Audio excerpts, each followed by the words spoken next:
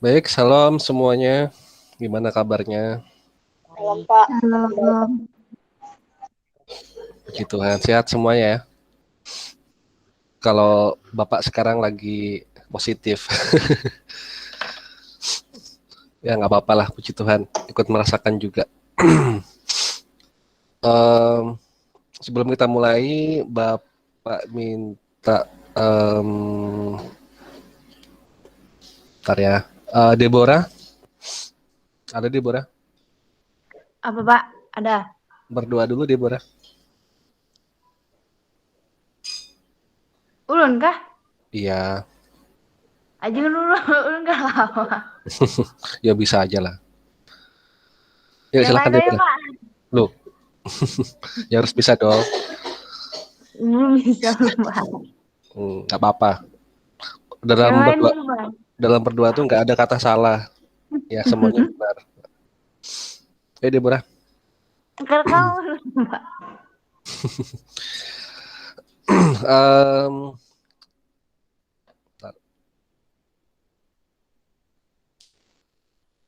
Joshua, ada Joshua? Joshua ada? Nggak ada juga. Udah. Cika deh. Cika silakan berdoa.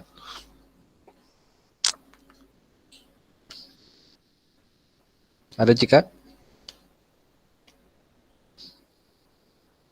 Duh, nggak ada juga. Ini kok nggak ada semua ini.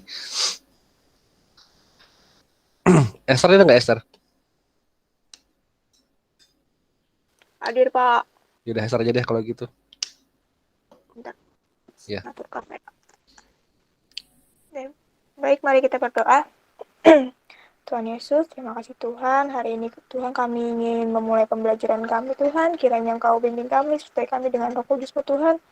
Agar setiap pembelajaran firman yang akan disampaikan oleh hamba-Mu pada hari ini dapat kami mengerti dan juga kami pahami Tuhan. Dan juga Tuhan kiranya Engkau urapi hamba-Mu yang akan mengajarkan firman pada hari ini Tuhan. Kiranya Engkau memakai Pak Bambang untuk menyampaikan firman dan Amin. dapat kami mengerti semua Tuhan.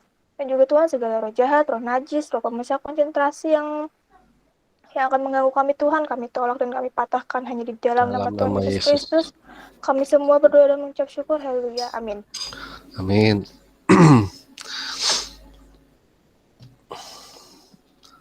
Oke, kita hari ini melanjutkan topik minggu lalu ya. Masih ada yang belum kita bahas. Ada empat empat topik atau empat pertanyaan. Ntar Bapak siapkan dulu.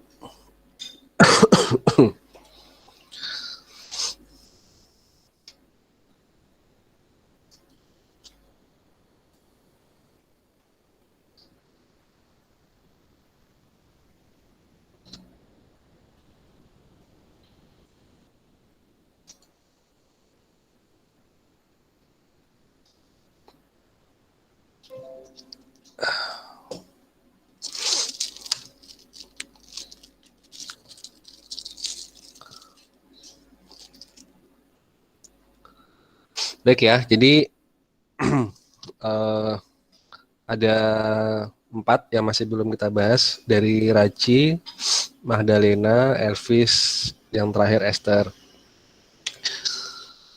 Kita bahas dulu dari yang Raja Nur ya. Ada Raja Nur? Ada Pak. Oke. Raja Nur dapat istilah meditasi Kristen itu ada dari mana kira-kira? Ada sumbernya atau sesuai yang opini kamu sendiri, Raja Nur? Nggak ada sumbernya sih Pak. Nggak ada sumbernya? Ya. Oke. Baik ya, jadi sebenarnya istilah meditasi itu nggak ada dalam Kristen ya. Meditasi itu hanya ada di dalam kepercayaan lain atau yang pasti di luar Kristen. Karena itu proses untuk mengolah ketenangan batin sebenarnya meditasi itu. Kalau di dalam agama Buddha itu ada istilah meditasi. Kemudian kalau ada yang pernah ikut senam yoga gitu ya, nah itu juga ada istilah meditasi. Tapi kalau dalam Kristen nggak ada. Ya, jadi kalau kalau orang Kristen yang ingin menenangkan diri, sebenarnya namanya bukan meditasi ya, tapi namanya berserah penuh atau penyerahan diri gitu ya. Artinya kalau kita dalam keadaan atau kondisi yang membutuhkan penghiburan atau membutuhkan bantuan untuk supaya kita tenang gitu ya, kita tinggal berdoa aja ke Roh Kudus supaya minta ketenangan dan penghiburan. Itulah yang sudah Bapak sampaikan minggu lalu yang topiknya Tritunggal itu ya. Ada Allah penghibur yaitu Roh Kudus. Gitu ya. Kita Raja Enor bisa paham ya Raja Enor ya? Ya. Oh ya ada. Oke. Yang berikutnya Madalena, ada Madalena? Ada, Pak. Madalena, ini pertanyaannya terinspirasi dari suatu sumber atau dari diri sendiri? Dari diri sendiri, Pak. Dari diri sendiri ya. Semuanya ada yang pernah baca tentang mujizat Yesus yang pertama yang tercatat di kitab Yohanes? Masih ingat semuanya ya? Yang alumni sekolah minggu? Ciko pernah tahu atau pernah baca tentang mujizat Yesus yang pertama? Ciko? Ya. Pernah ya? Apa itu mujizatnya? Iya ya. Ini sih pernah baca. Kitab Yohanes. Iya. Apa itu dalam bentuk apa mujizatnya? Oh ya.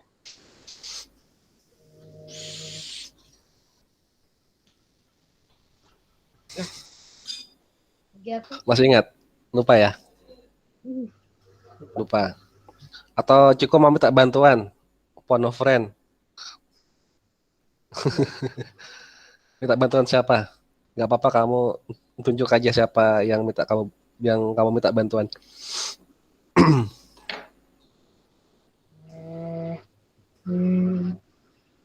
Apa ya?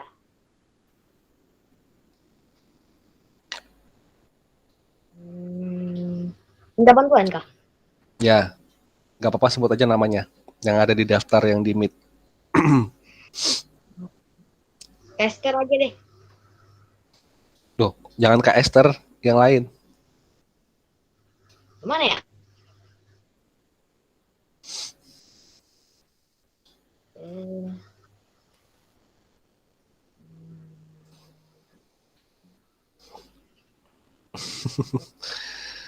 Gak usah bingung, itu loh ada daftar namanya. Bingung ya? Ya udah. Bapak minta Gea dong. Gea masih ingat nggak mujizat Yesus yang pertama apa? Tidak tahu, Pak. Oh, nggak tahu. Belum pernah baca ya? Iya, Pak. Oke. Kalau Cika masih ingat mujizat Yesus yang pertama kali apa? Yang mengubah air menjadi anggur ya, Pak? Iya, betul. Jadi Yesus waktu itu pertama kali pelayanan ya. Yesus kan diundang bersama ibunya ke sebuah perkawinan yang ada di kota Kana namanya. Di sana itu ada pesta, kemudian sorry ya, sambil batuk.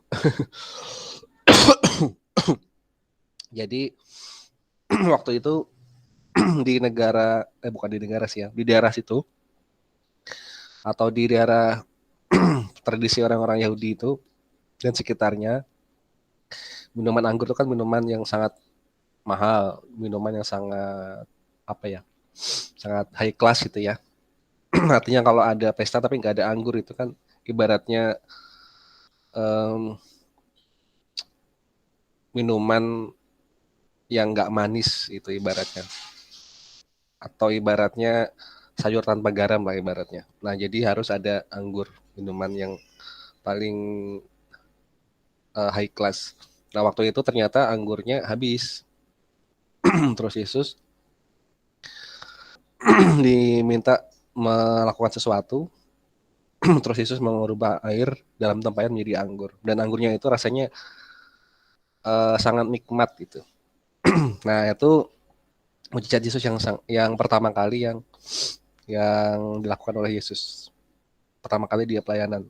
Nah jadi Madalena tanya maknanya apa gitu ya. Nah kalau kalian mau mau lihat, sebentar ya Bapak minum dulu. Tunggu dulu.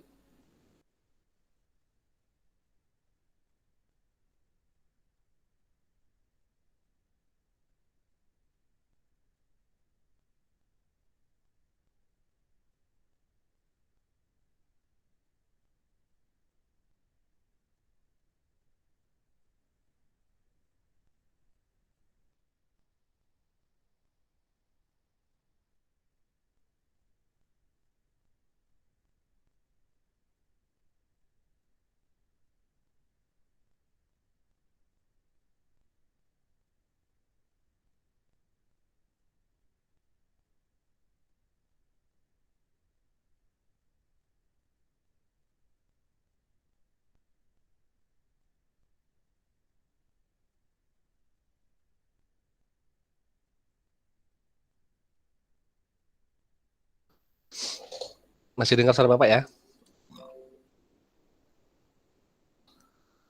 Oke, kalian buka di kitab Kejadian.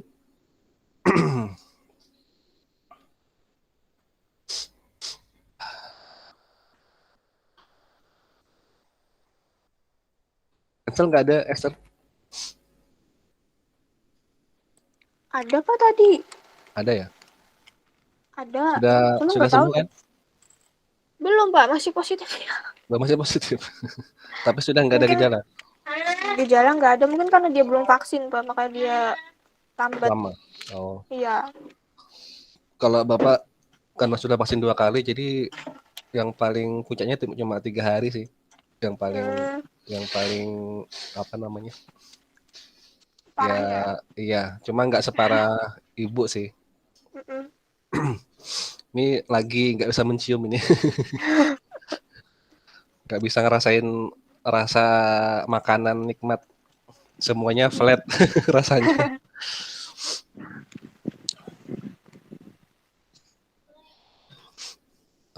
Sebentar. Kejadian pasal 9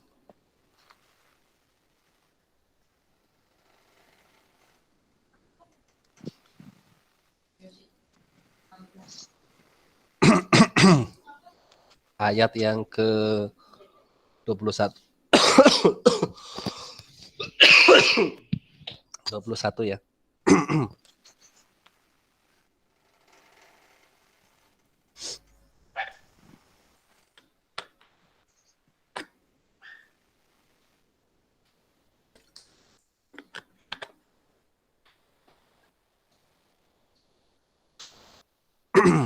Oke, Kejadian pasal 9 ayat yang ke-21. Sudah dapat ya? Oke, jadi bunyinya setelah ia minum anggur, mabuklah ia dan ia telanjang dalam kemahnya.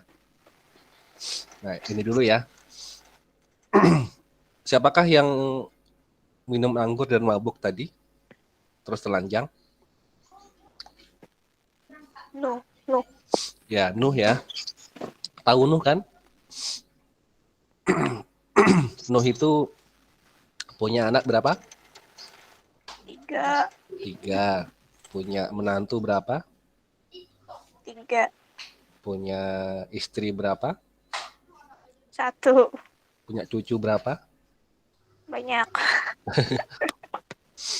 Nah, jadi waktu itu eh, peristiwa yang sangat terkenal ya, bahkan agama setelah Kristen pun yang sebelah ya, itu juga punya cerita tersendiri tentang Nuh. Nah, jadi kalau dalam Alkitab tercatat bahwa waktu air bah itu tadi yang selamat hanya Nuh beserta istri dan 3 anaknya serta 3 menantunya. Jadi totalnya 8 ya. 8 orang selamat. Nah, hanya mereka berdelapan yang selamat, satu bumi ini semuanya sudah musnah. Termasuk binatang di udara maupun binatang di darat. Hanya yang masuk ke dalam bahtera yang selamat. Nah, cuman binatang laut atau binatang air gak ada yang dikabarkan punah ya. Kan yang disuruh memasukkan Allah ke dalam bahtera kan cuma binatang laut dan binatang darat dan binatang udara kan. Berarti binatang laut nggak ada yang punah kan. Jadi kemungkinan besar binatang laut itu sejak zaman Nuh itu masih sampai sekarang masih ada yang hidup, masih berregenerasi gitu ya, nggak ada yang punah karena kan sebelum air bah dan setelah air bah surut kan tetap aja mereka hidupnya di air kan, otomatis kan berarti nggak ada yang punah. Makanya kalau banyak peneliti yang sampai sekarang itu belum bisa meneliti semua binatang di laut atau di dalam samudra karena begitu luas samudra dan nggak bisa manusia meneliti semua makhluk hidup dalam samudra yang paling dalam. Jadi masih banyak yang rumor-rumor beredar ada monster laut segala macam ya. Ya karena memang belum bisa diteliti. Nah, jadi itu tadi ya masalah apa tadi air bah. Nah, sekarang kita kembali ke sini. Ke ayat yang 21. Jadi waktu itu setelah air bah surut diceritakan Nuh itu turun dari bahtera, terus Nuh mendirikan mesbah ya, korban. Kemudian Nuh bertani menanam anggur. Setelah anggurnya dipanen, waktu itu panen pertamanya Nuh mengolah minuman anggur, kemudian dia mabuk, gitu ya. Berarti waktu itu Nuh tuh sudah bisa memfermentasi anggur. Karena anggur yang bisa memabukkan adalah anggur yang sudah difermentasi kan. Kalau anggur biasa kan nggak ada yang memabukkan. Ya, jadi penemu minuman anggur pertama kali adalah Nuh. Ya. Nah, masalahnya karena kebanyakan minum, kemudian Nuh mabuk. Karena mabuk kan nggak tahu apa-apa, nggak separuh tuh nggak sadar gitu ya. Jadi dia jadi kalau kita bayangkan waktu itu mungkin Nuh tuh ngomongnya sudah meracau gitu, kemudian dia telanjang dalam kemahnya. Nah, waktu itu setelah dia telanjang, anaknya kan Nuh ada 3 tuh, Sem, Ham, dan Yafet. Nah, anaknya itu yang bernama Ham, ini ayat yang ke-22 ya, kita melihat aurat ayahnya. Lalu diceritakannya kepada kedua saudaranya di luar. Saudaranya itu berarti Sem dan Yafet. Yafet. Nah, kemudian Sem dan Yafet itu mengambil sehelai kain dan membentangkannya ke bahu mereka berdua, lalu mereka berjalan mundur supaya mereka nggak melihat aurat bapaknya sambil berpaling muka sehingga mereka tidak melihat auratnya ya. Nah, sampai sini dulu. Menurut kalian apa kesalahannya si Ham?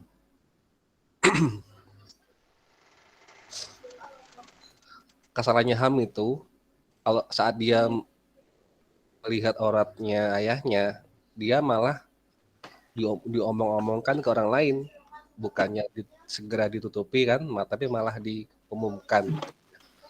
Harusnya langsung aja dia yang mengambil kain sendiri tutupi gitu kan ya. Nah, jadi makanya hal itu membuat Nuh malu, lalu ia mengutuk bagiannya si Ham. Ham itu kan disebut dengan bapak Kanaan karena keturunan Ham itu kan tinggal di daerah Kanaan. Kalau Kanaan ya, Kanaan itu daerah yang akan diberikan Allah kepada umat Israel.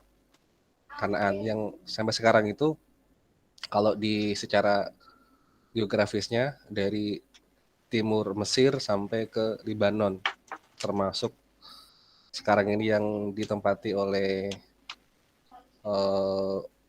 Palestina itu juga Kanaan, miliknya orang Israel. Termasuk Syria juga ya. Jadi sebenarnya Kanaan itu luas, tapi sudah dipecah-pecah. Nah, jadi untuk apa namanya? Gara-gara anggur tadi, maka Ham jadi kena kutuk, ininya, apa namanya? Keturunannya. Nah, kalau sesuai apa ya, genealogi namanya. Genealogi itu ilmu yang mempelajari tentang asal usul atau keturunan. Sem itu melahirkan bangsa Semitik. Bangsa Semitik itu bangsa yang kulit putih, termasuk orang-orang Timur Tengah itu, termasuk Israel. Itu bangsa Semitik namanya, yang juga melahirkan keturunan bule-bule gitu ya. Nah, itu dari keturunan bangsa Semitik. Yang Yafet itu melahirkan keturunan yang sebagian besar matanya sipit, kayak orang Cina, orang Korea, itu keturunan dari Yafet. Nah, bangsa Ham itu melahirkan keturunan kulit hitam, Afrika gitu ya. Kalau kita ini kan nggak hitam banget ya, mungkin percampuran antara Ham dan Yafet mungkin. Tapi kalau kayak orang Afrika itu mereka kan hitam banget tuh. Nah, itu keturunan dari Ham. Menurut tradisi sebenarnya orang Afrika itu yang kulitnya hitam banget itu ya, itu dulunya kan nggak hitam, tapi karena mereka dari keturunan Ham kan kena kutuk ya, sehingga jadi kulitnya warna hitam. Padahal dulu kan warnanya semuanya putih sebenarnya. Sem Ham itu warnanya kulitnya putih. Tapi karena kena kutuk ini kemudian mereka berubah DNA sehingga keturunannya hitam-hitam. Gitu ya. Itu menurut tradisi. Nah, jadi untuk kata anggur pertama kali dalam perjanjian lama itu membawa bencana. Anggur itu. Ya, anggur membawa bencana, anggur memabukkan dan membawa bencana. Itu anggur pertama kali di dalam perjanjian lama. Tapi kita bisa lihat anggur dalam perjanjian baru, anggur pertama kali disebut istilah anggur, itu justru mendatangkan apa? Kebaikan, mendatangkan berkat. Itu bedanya antara anggur dalam PL dan PB. Jadi sampai di sini Allah itu pengen memberitahu kita sesuatu seperti ini. Jikalau sesuatu yang baik kita salah gunakan, maka akan berakibat tidak baik. Sebagai contoh anggurnya Nuh tadi, itu dalam PL ya, artinya itu masa lalu. Nah, untuk PB kan masa depan nih dan masa sekarang. Kalau kita manfaatkan untuk baik, maka akan jadi baik. Bahkan anggur yang terbaik itu disimbolkan sebagai darahnya Yesus sendiri. Jadi secara makna lain, Allah ingin ngomong, Allah bisa mengubah kutuk menjadi berkat. Itu ya makna dari mujizat Yesus pertama kali di Kana, tentang air berubah menjadi anggur. Sesuatu yang mustahil menjadi sesuatu yang sangat mungkin terjadi. Begitu ya. Magdalena bisa paham?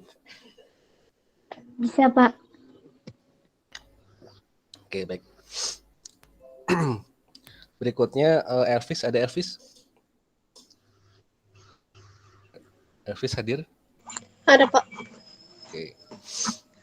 Elvis tanya arti pertobatan bagi orang percaya ya. Arti pertobatan bagi orang percaya itu ini ya, bertobat itu sebenarnya dari kata bahasa Yunani. Karena Bapak tuliskan dulu.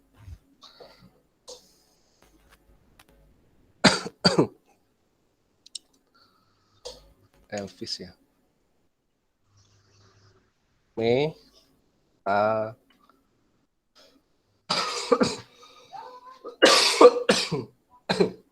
ya metanoia.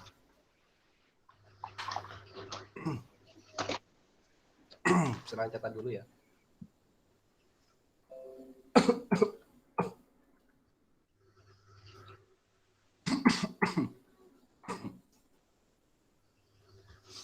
Oke, metanoia itu dari bahasa bahasa Yunani. Ya, perubahan sikap dan atau perilaku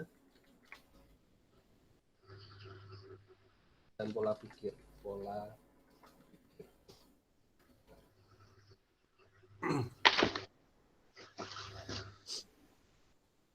Nah, gini ya. Jadi misalnya kalau ada orang nih bertobat dari sebelumnya belum mengenal Yesus, setelah itu mengenal Yesus ya. Itu dinamakan pertobatan iman. Jadi pertobatan itu ada dua macam. Pertobatan iman dan pertobatan karakter. Bahkan ada yang gabungan dari keduanya sekaligus juga ada. Jadi gini misalnya ada orang yang sebelumnya belum kenal Yesus, kemudian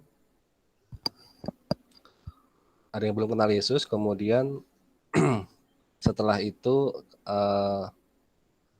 bertobat ya,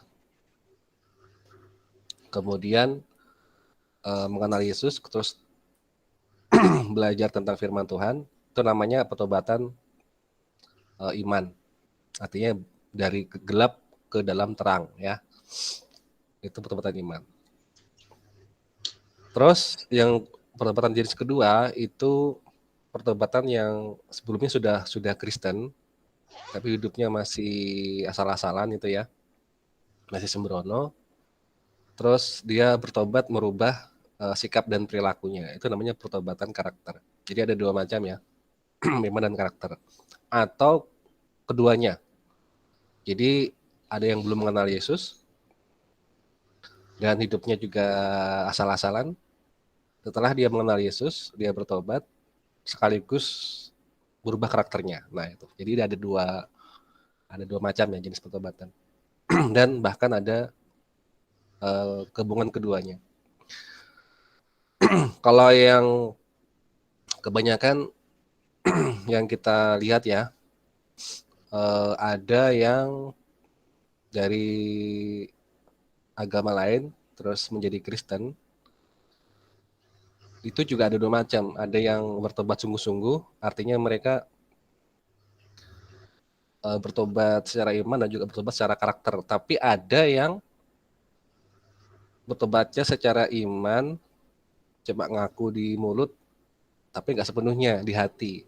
Jadi karakternya masih sama gitu ya dengan yang sebelum-sebelumnya.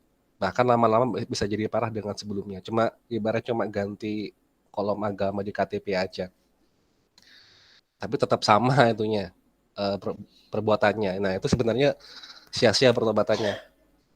Ya, jadi supaya nggak sia-sia harus pertobatan yang full, pertobatan iman dan juga pertobatan karakter. Gitu ya. Siapa tadi? Elvis? Bisa paham Elvis? Bisa, Pak.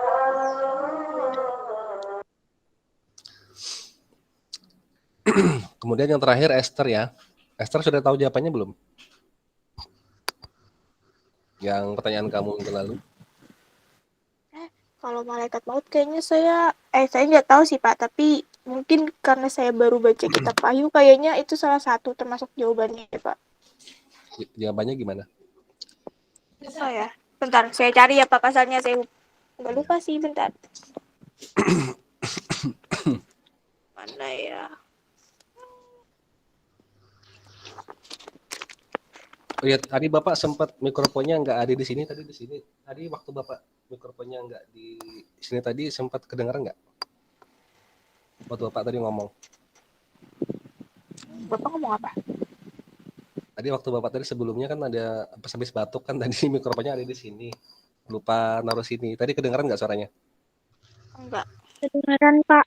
Kedengaran kedengaran. aja. Oh, Oh iya. mana ya?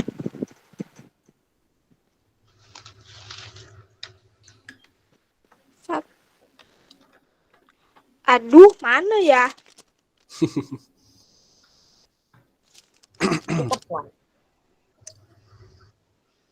Oh, bentar Pak.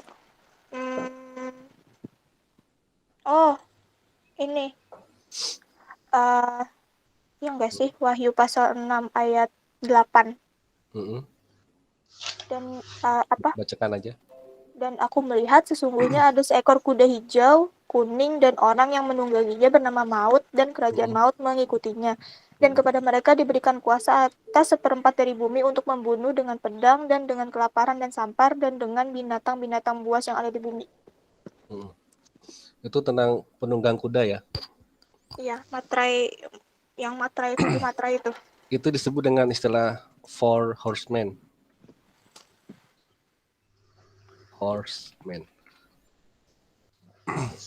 Kan ada 4 macam kan anunya, kudanya. Ada Iya, warna putih, hitam, merah, merah, dan hijau kuning. jauh kuning. Nah, kalau hijau kuning itu sebenarnya masalah penyakit. Kalian pernah nggak mencampur warna kuning dengan warna hijau? Jadinya apa? Biru, Gitu kan? masa? Bukan, Bukan. bukan. Pernah nggak main-main gitu, kuning campur hijau jadinya apa? Jadinya itu pucet, warna pucet. Kalau warna pucet itu berarti melambangkan apa? Sakit. Jadi penyakit itu disimbolkan dengan warna pucat ya. Nah, pucat itu adalah gabungan antara hijau dan kuning. Jadi sebenarnya penunggang kuda hijau kuning itu adalah pembawa malapetaka, sampar, atau penyakit. Jadi pedangnya itu adalah pedang penyakit. Nah, sebenarnya COVID ini itu yang membawa ya yang penunggang kuda hijau kuning tadi itu. Yang jadi pandemi ini loh. Karena kan ini kan global ya. Dan ini sebenarnya masih awal pemulaan aja ini penyakit ini. Nanti akan ada datang penyakit yang lebih daripada ini. Nanti menjelang detik-detik terakhir. Jadi sebenarnya ini masih awal aja, ya. Jadi kita juga tahu bahwa kalau Wahyu itu memang sudah kitab Wahyu ya, itu sudah sangat banyak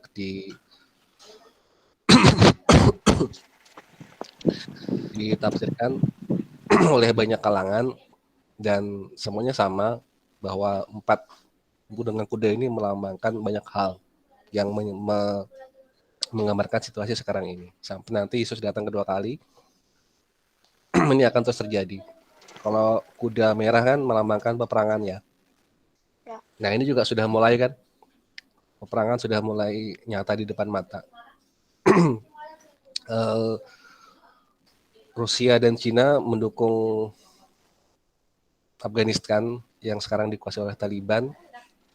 Berarti kan secara terang-terangan Cina dan Rusia sudah mulai mengkonfrontasi Amerika. Aku bisa bayangkan kalau negara-negara besar ini berperang kan nanti kena imbasnya ke ke kita juga pada imbasnya. Nah, itu yang mencetuskan adalah kuda merah. Ya. Jadi mereka sebenarnya simbol dari yang ada selama ini di bumi kita ini. Nah, kalau yang ditanyakan Esther, malaikat maut yang minggu lalu ya, itu kan memang Bapak pernah melihat waktu Pak Daud Tony mengatakan ada malaikat maut yang menghunus pedang dari Jakarta ke Surabaya itu ya. Iya. Dan itu sampai bulan September. Gitu kan ya, 3 bulan ya. Juli, Agustus, September. Tapi kalau yang permasalahan itu tadi apa namanya, yang ada mengetuk pintu itu, Bapak pernah sih ada lihat videonya di media sosial, diambil dari video TikTok. Itu juga ada yang ada yang bikin konten settingan. Dia sebenarnya ada yang bikin tuh settingan itu loh, bukan aslinya. Dan itu sudah ketahuan dan sudah ditindak sama yang berwenang, ada pelakunya. Jadi mungkin itu terus dihubung-hubungkan ke masalah yang mereka mau tadi ya, itu ya. Jadi memang konten-konten di internet itu terkadang bisa nggak sesuai. Tapi kalau misalnya dikatakan apakah malaikat maut itu bisa ke Kalimantan, Pak? Ya jawabannya ya juga sudah pasti, karena kan di Kalimantan juga yang jadi korban itu juga nggak sedikit kan ya. Di daerah kita aja kan sudah sangat banyak itu yang meninggal karena COVID. di sekitar daerah Bapak sini, di rumah sini, itu hampir setiap hari ada pengumuman dilanggar, ada orang meninggal. Nah, itu berarti kan sudah di mana-mana sudah menyebar. Itu Esther ya, komentar Bapak. Terus yang masalah KPR 24 ayat 14 ya. Keseparan Rasul maksudnya ya, Keseparan Rasul 24 ayat 14. Itu tentang, atau kita buka sama-sama aja ya ayatnya. Keseparan Rasul 24 ayat 14.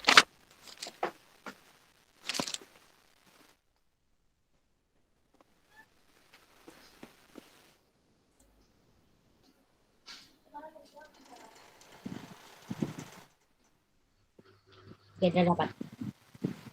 Oke. Ini ya. Betul nggak? Betul itu, Esther? Iya, benar Pak. Oke. Bapak bukakan yang versi bahasa Inggrisnya ya, biar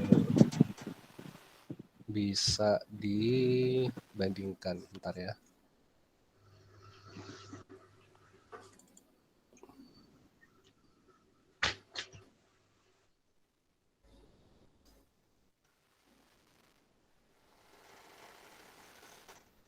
Empat ayat 14.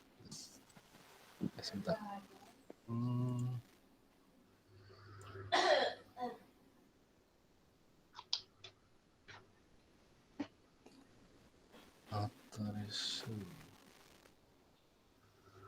Mana nih bahasa Inggrisnya nih? Oh ini.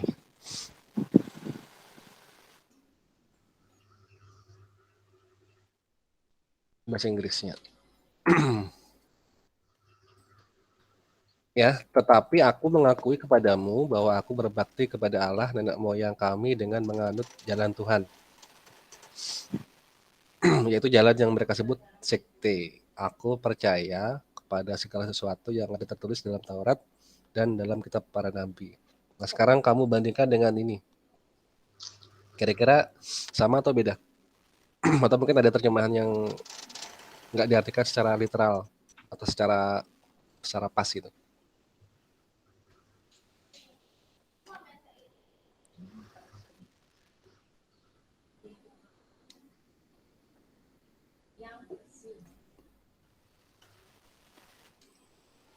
Ada ya? Di sini kan ada ada kata sekte ya. Di sini ada nggak sekte, kata-kata seks? Sek, sek itu sekte. Nggak ada. SECT. Nggak ada ya. Nah, sebenarnya terjemahan bahasa Indonesia itu nggak semuanya itu bersifat literal. Literal itu artinya terjemahan yang pas banget dengan aslinya. Terkadang ada diartikan dengan istilah lain yang memudahkan untuk dibaca gitu ya. Jadi kalau untuk memahami ayat, sekali lagi Bapak ingatkan, untuk memahaminya harus bandingkan dengan bahasa Inggris dan bahasa asli. Itulah kenapa kita pentingnya mengetahui bahasa asli Alkitab supaya bisa mengetahui apa makna sesuai konteksnya. Nah, sebenarnya kalau mau bentar ya.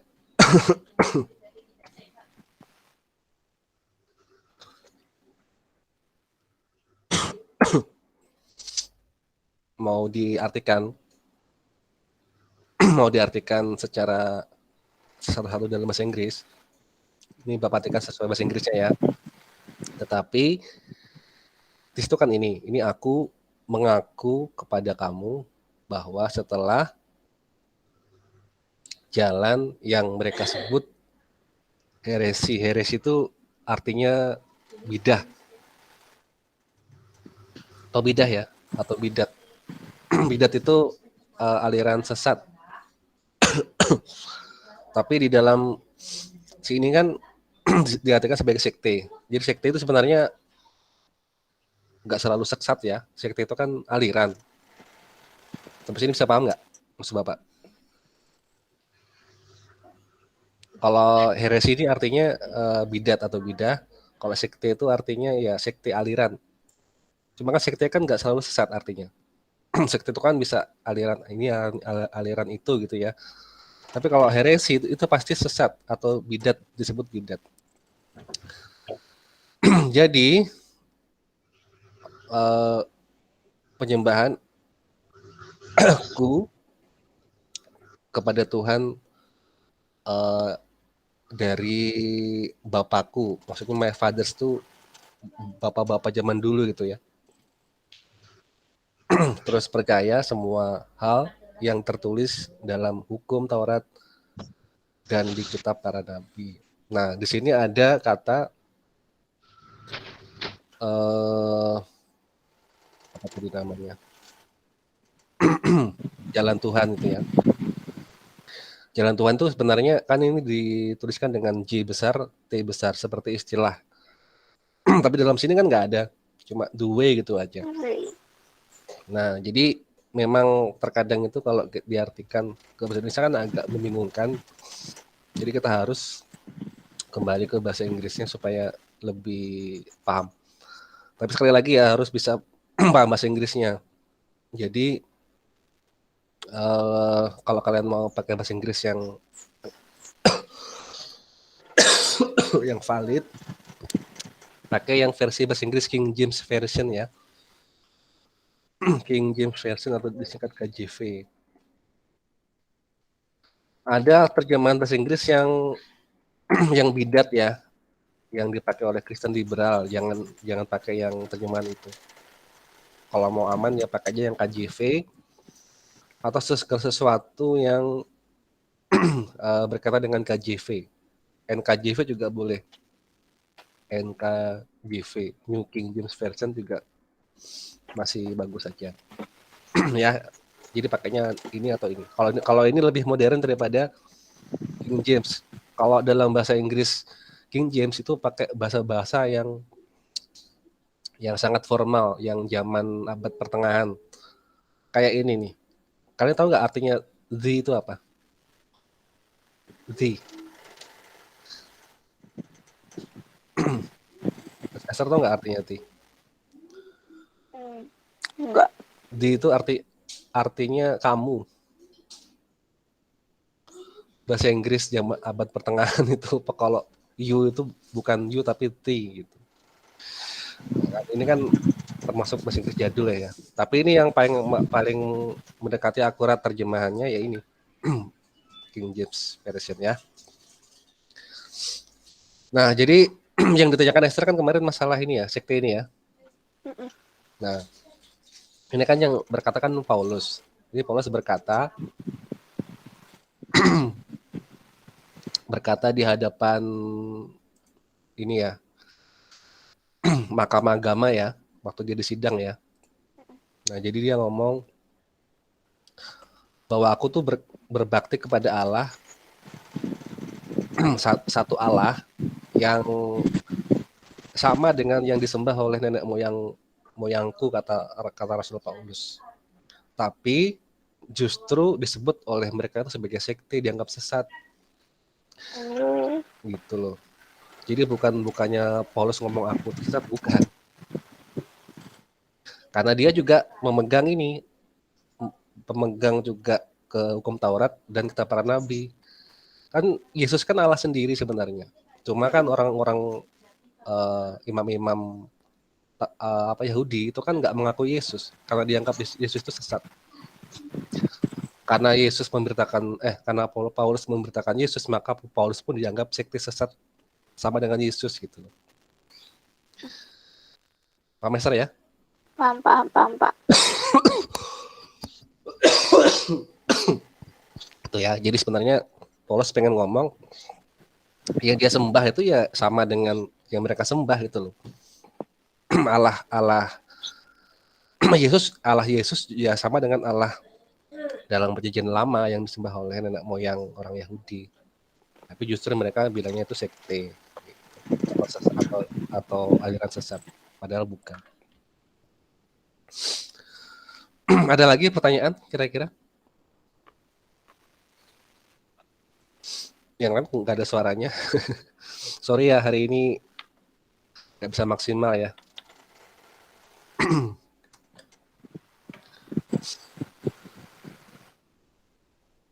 Sering batuk soalnya.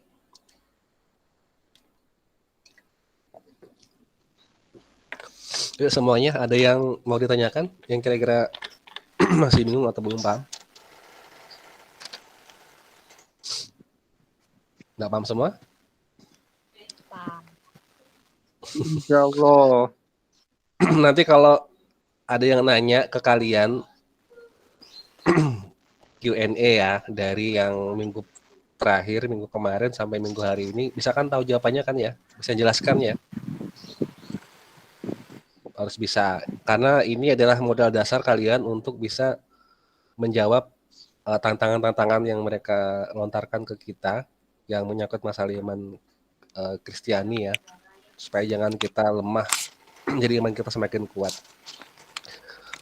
Satu lagi semalam yang masih belum nanya dari Priscilla ya. Priscilla bisa dengar nggak sekarang suaranya? Priscilla?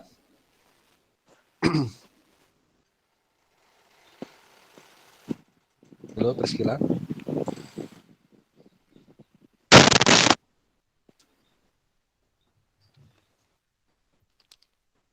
Oh, kayaknya gangguan ya, nggak ada suaranya Priscilla. Oke, baik. Kalau nggak ada Bapak tambahkan materi hari ini satu ya, sesuai janji Bapak minggu kemarin. Sebentar.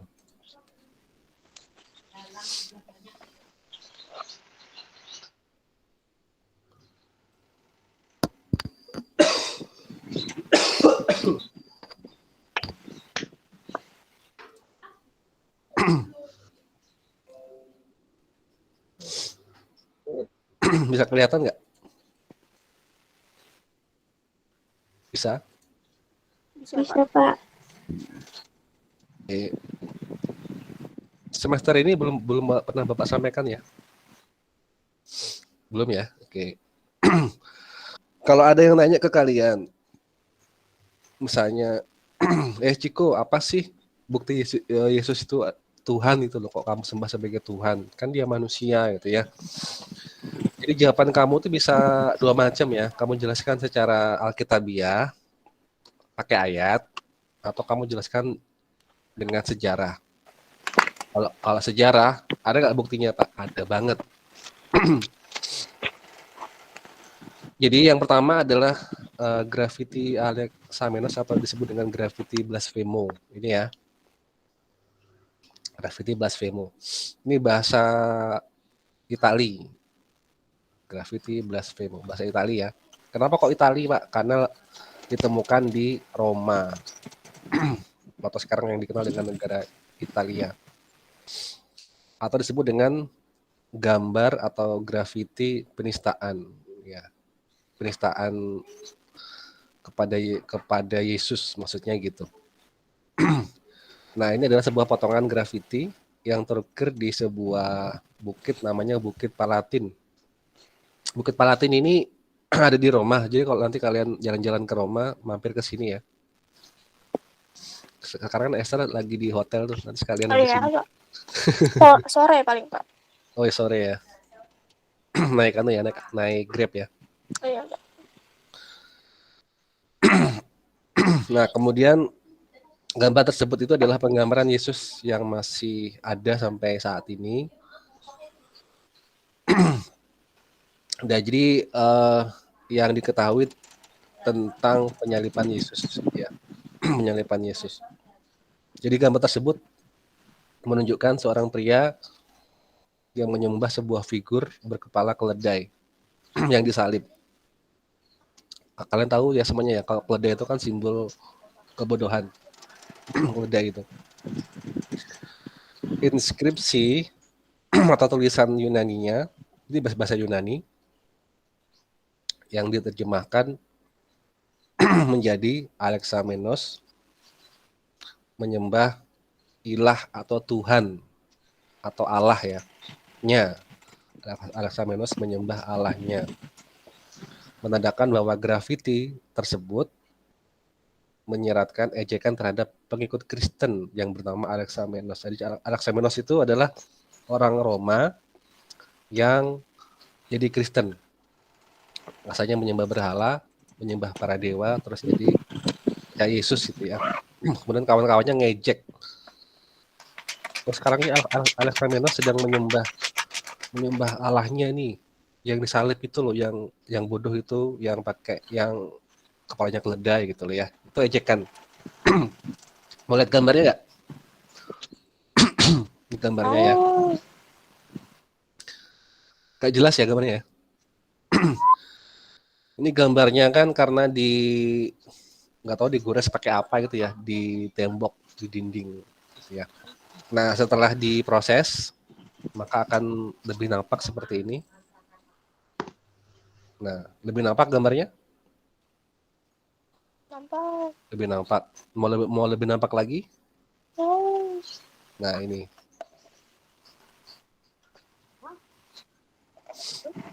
Ini jadi ada salib, ada orang disalib, terus berkepala keledai gitu ya. Di sini ada ada huruf Y. Terus di sini ada ini yang digambarkan tadi oleh yang menggambar ini sebagai Alexamenos ya. Ini tulisannya Alexamenos CBT Theon. Alexamenos CBT Theon. Jadi Alexamenos menyembah Allahnya. Yang mengakui Allahnya itu adalah siapa?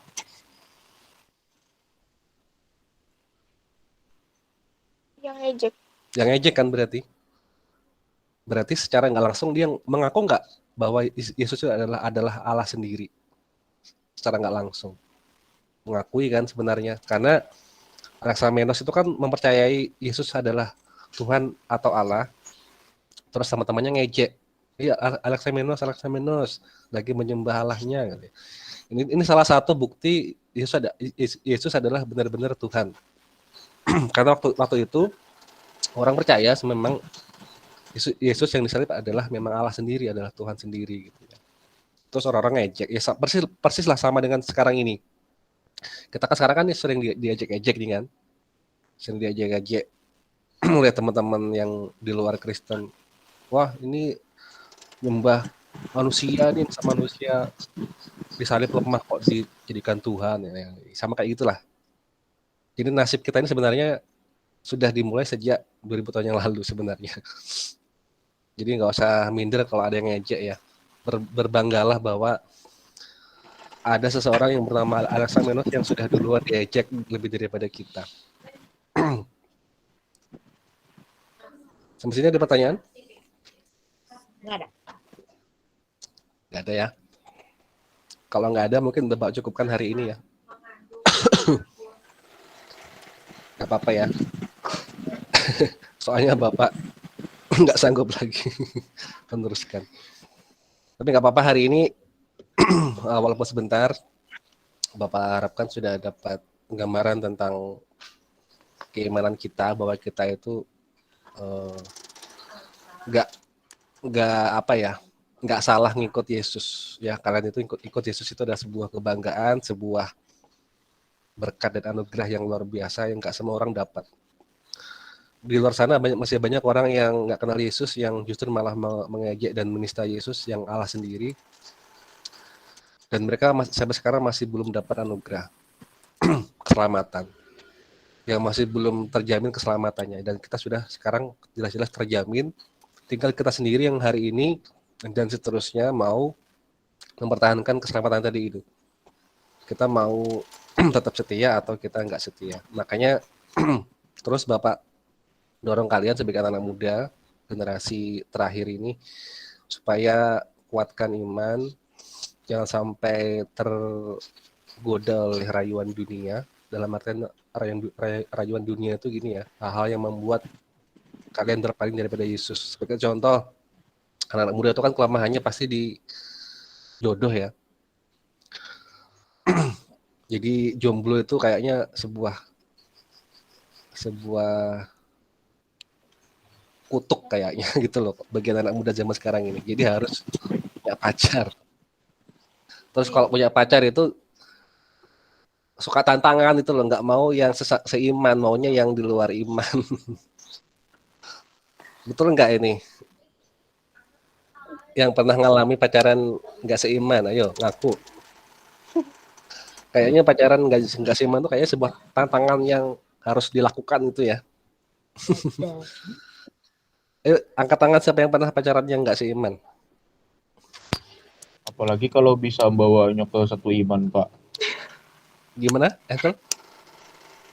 Apalagi kalau bisa buatnya satu iman. Iya. Masalahnya kalau kita pacaran yang nggak seiman, iya kalau kita kuat bisa narik dia. Kalau kita yang ketarik gimana? Kan rugi kan ya. Terus itu yang pertama, yang kedua, pacaran yang beda iman itu nggak akan nyaman kok. Percaya deh sama Bapak. Bapak pernah mengalami juga. waktu Bapak muda kan, Bapak dulu kan juga pernah muda ya. Jadi pernah kayak gitulah. Kayak gimana Pak, nggak enaknya tuh gini loh. Kalau kalian punya sesuatu, ingin kalian obrolkan tentang iman kalian ke pacarmu tuh nggak bisa, kan nggak nyambung jadinya kan. Dia nggak, Esther? Salah server, Pak. Salah server jadinya. Ibaratnya mau order apa namanya, nasi goreng yang nyampe soto, kan nggak nyambung jadinya. Jadinya harus sesuai ya. Karena servernya Yesus itu hanya di dalam iman Kristen, nggak ada lagi di luar Kristen yang punya server Yesus. Ya, itu ya. Jadi tetap semangat. Kalau belum punya pacar sampai sekarang ya nggak usah buru-buru lah punya pacar ya. Ingat ya, jomblo tidak dosa. Apa tadi? Jomblo tidak Tidak. Dosa. dosa. Kalau masih jomblo ya berarti puji Tuhan masih jomblo gitu aja ya, nggak apa-apa. Gak usah dipaksa buru-buru dapat pacar. Ingat ya, Tuhan itu tahu masa dan waktunya. Gak usah kamu memaksa Tuhan. Tuhan, aku pengen punya pacar sekarang, jangan. Ya ingat ya, jangan pernah memaksa Tuhan untuk masalah jodoh. Tuhan tahu kok jodoh kamu yang pas itu siapa. Mungkin sekarang masih belum dapat, tapi Tuhan tuh tahu waktu dan momen yang pas. Kayak Bapak dulu ya. Bapak dulu nggak nyangka punya istri yang sebenarnya teman kecil Bapak. Bapak dulu waktu kecil tuh ya anggap dia tuh teman biasa gitu aja kan. Dan kamu tahu nggak sampai Bapak pada momen di mana Bapak ketemu dia sebagai istri itu sampai sekarang, Bapak harus melewati banyak hal. Bapak pernah pacaran dengan orang yang beda iman, pernah pacaran sampai berkali-kali disakiti gitu ya. Sampai situ Bapak juga balas menyakiti juga. Jadi perlu waktu yang lama untuk prosesnya itu tadi sampai ke kemurnian yang memang murni, yang memang itu jodoh Bapak. Itu perlu proses yang sangat lika-likunya banyak. Nah, jadi Bapak harapkan jangan sampai seperti Bapak tadi. Jangan suka tantangan yang sebenarnya nggak mendapatkan damai sejahtera ya. Kalau kalian memang dapat memang sedang nyari yang pas, ya cukup kalian sama Tuhan berdoa gini aja, Tuhan, aku tahu Tuhan punya rencana yang terbaik buat aku, yang momennya pas dan waktunya pas, ya nggak harus sekarang, ya nanti mungkin kamu hari ini atau sekarang ini diberikan Tuhan waktu buat fokus belajar dulu supaya bisa nanti fokus sampai lulus. Mungkin kalau bisa sempat punya waktu dan dana bisa terus kuliah gitu ya, lebih bagus daripada punya pacar duluan ya. Oke, itu ada yang mau disampaikan atau mau ditanyakan? Nggak ada. Ya kalau nggak ada Bapak cukupkan sampai di sini ya. Bapak minta nyalakan kamera dulu dong semuanya. Sudah. Sudah nyetan.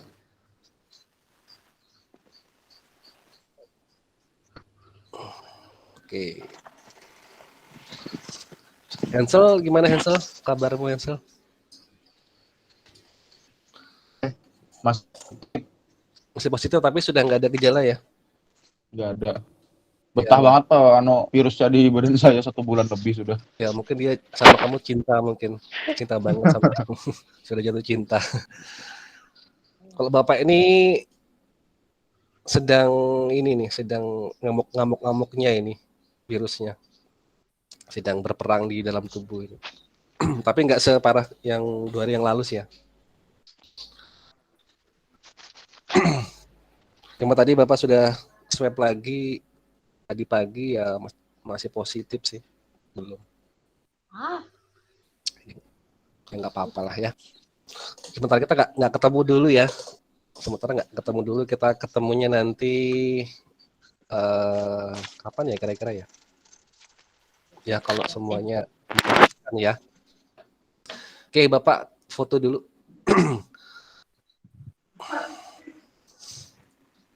Oke, sebentar. Siap-siap ya.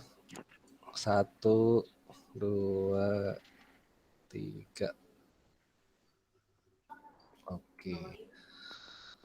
Oke, sampai di sini dulu. Terima kasih atas perhatiannya. Kita berdoa dulu ya. Ya. Kita berdoa dulu. Terima kasih Tuhan buat hari ini Kau telah sertai kami sampai selesai Tuhan setiap firman yang disampaikan pada hari ini dan pengetahuan yang dibagikan Tuhan kiranya Engkau terus dengan Roh Kudus-Mu berkarya dalam hidup mereka, Kau tanamkan dalam hidup mereka, Kau jadikan rema dalam hidup mereka sehingga mereka menjadi berkat bagi setiap orang di sekitar mereka. Tuhan berkati sekolah anak-anak-Mu ini, berkati keluarga mereka semuanya Tuhan, jadikan mereka sebagai anak panah di tangan-Mu yang melesat dengan tajam untuk menerobos segala kemustahilan menjadi kenyataan dan menjadi terang berkat bagi setiap orang di sekitar mereka. Terima kasih Tuhan, pakai mereka sebagai alat-Mu untuk kemuliaan nama-Mu di kota ini. Terima kasih Bapa dalam nama Yesus. Amin. Oke, senang ketemu kalian ya walaupun online. Nanti kita ketemu lagi minggu depan. Sampai jumpa RF Top. Selamat siang. Assalamualaikum. Arif stop. Waalaikumsalam. Ya, oke. Thank you, Terima kasih Pak. banyak, Pak. Ya, oke. Terima kasih, Pak. Ya.